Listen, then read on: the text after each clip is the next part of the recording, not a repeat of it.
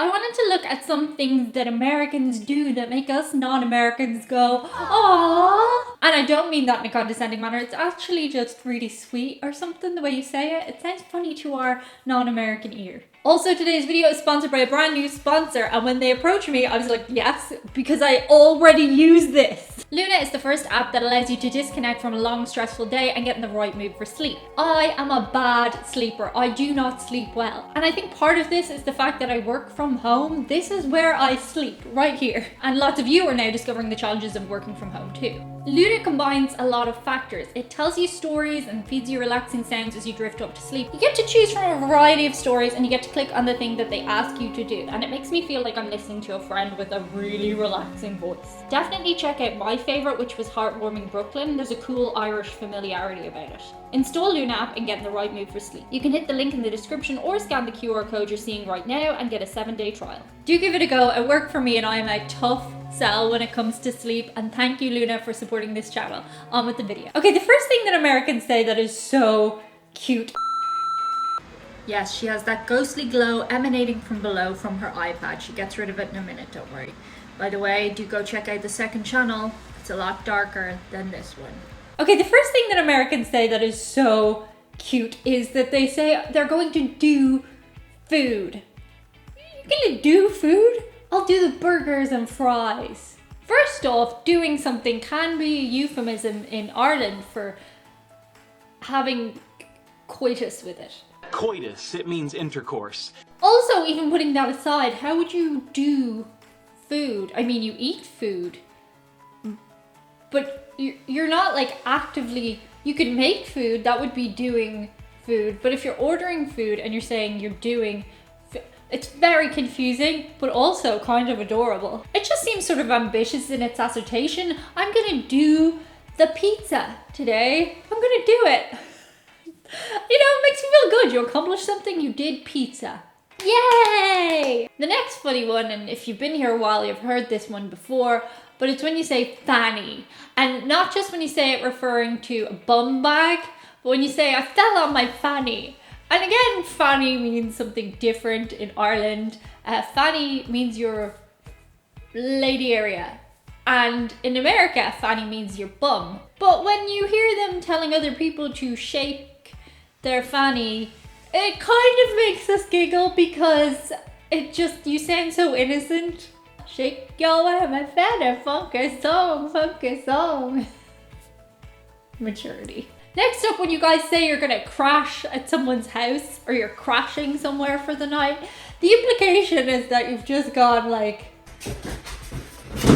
with the arms out behind you, you know?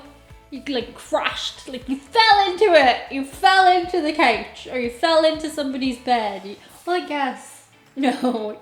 It's like you're saying you accidentally just found yourself somewhere. Whereas if I was inviting you to stay over for the night, we'd have a sleepover, you could stay over. Why would you crash there? We both knew you were staying. That's not an invitation, by the way. But yeah, crash. I crashed on her couch. I crashed on her couch. Did you? What? The destruction must be chaotic. The next cute thing that you guys say is period when you're referring to a full stop. Now, it's one thing when a kid says period because, you know, that's the correct term for the full stop. But when an adult says it, it just sounds kind of cute. And that's the end of that. Period. No, period. I'm done. It's over. You will go get me pizza, period. It's so cute because it sounds sort of very final. Like, I am being assertive. It's final. And it's just kind of adorable when you say it because it brings us back to being little kids when we use the word period. Full stop! The next cute thing that you guys say, and I have to say, we do it a little bit in Ireland and in Europe, but you guys take it like to the extreme. It's say the logical names for things, like the exact precise name. Like you don't go horse riding, you go horseback riding. I hadn't assumed you were gonna ride the horse on any other part of their body until you said horseback. Or when you're referring to tuna, you say tuna fish. Tuna fish. Tuna fish. Tuna fish. Like, is there any other kind of tuna? Tuna? Is there? There's not. I just think of the fish. It's so descriptive. It's like when a baby is learning to use language, and that's why it's kind of adorable to us when you use those logical words. Eye doctor. The next thing that Americans say that is pretty cute is they say Jesus H. Christ. Like Jesus has a middle name. Now, upon further investigation, I discovered that the H stands for holy, but still, the idea that you think that Jesus has a middle name, it's kind of cute. Like, when you're using it to emphasize how deeply, profoundly you feel the point that you're making. Jesus H. Christ! Usually when you use a middle name, it means that you're definitely trying to address somebody by their formal name. So it's like you're formally addressing Jesus. It's just funny. It's funny to us that, because we never say Jesus H. Christ. Jesus Harold Christ. You will come here right now. That is your full name, Jesus Harold. You're adorable. It's adorable. The next cute thing you guys do is you use military speak when it's not really necessary to use military speak. You use very formal terms for things. For example, when Americans want you to be on time, or if they're emphasizing how quickly they're going to do something, they say stat. Stat. Hey Brooke, I'm gonna meet you there, stat. Oh hey, how soon are you gonna be here? Oh, I'll be there, stat. Also, when you say you're going shopping to the supermarket, you say you're going to get supplies. Like you're preparing for the zombie apocalypse, but you're really just getting milk and cheese and some chips, crisps. The formality of it makes us go, aww, that's cute. The next thing that you guys say that's very, very cute is you say, I have a question. When you have a question. I have a question. You can just ask the question. It's quite adorable because it's like you're asking for permission to ask your question.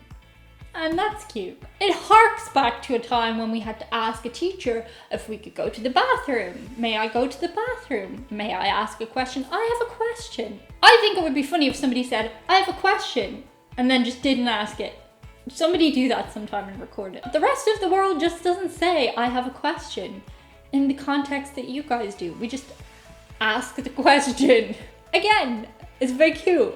Very cute. The next thing that you guys say is, it's been a minute. Has it? Has it been 1 minute? 1 minute? No, usually when Americans are saying it's been a minute, they're referring to an extended period of time. Like, if I haven't seen somebody in years, they might say, yeah, it's been a minute. No, it's been years.